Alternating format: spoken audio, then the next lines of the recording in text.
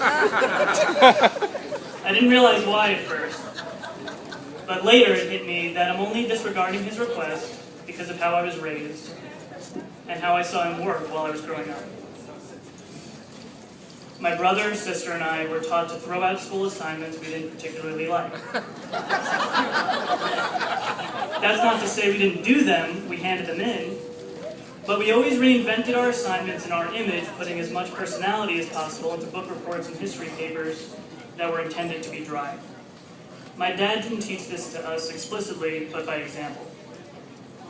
One of my earliest memories is riding around on the Long Beach Middle School stage on a huge, it seemed huge at the time, wooden car, which was a prop for my dad's production of Grease that year. For the past 30 years, my dad had an assignment: to give the school, students, and Long Beach parents a concert twice a year. He threw out that assignment. Instead, he's been giving to the school full-length performances, where most choral programs, including the one in my own school district, they feature half a dozen songs. My dad put on events that were equal parts play and concert, featuring actors, actresses, instruments, and somehow, even before people knew computers could do more than word processing, his performances featured computerized digital arrangements that he spent hours composing. And trust me, he spent hours, days, weeks, composing, transcribing, transposing that music. There were times when I was younger when I'd be the starting pitcher in my Little League games, where I'd see my dad come to the sidelines for just a few minutes in a full tux before he had to leave with my mom to perform in the band they played with for about 20 years.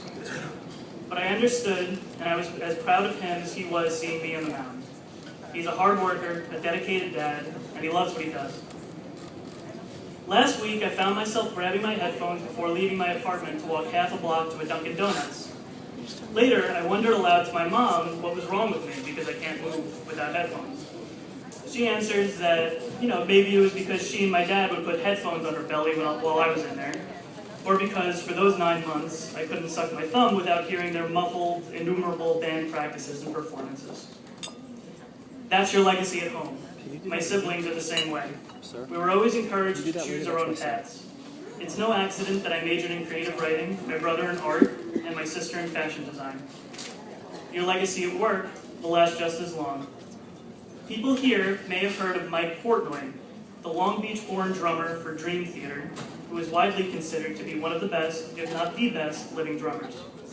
My dad saw him a few years ago. They reconnected after a couple of decades that day, and Mike signed an autograph for my dad, adding, at the end, to my first and my only drum teacher. Dad, thanks for all you've done for us, for your school, and for your students. Enjoy retirement.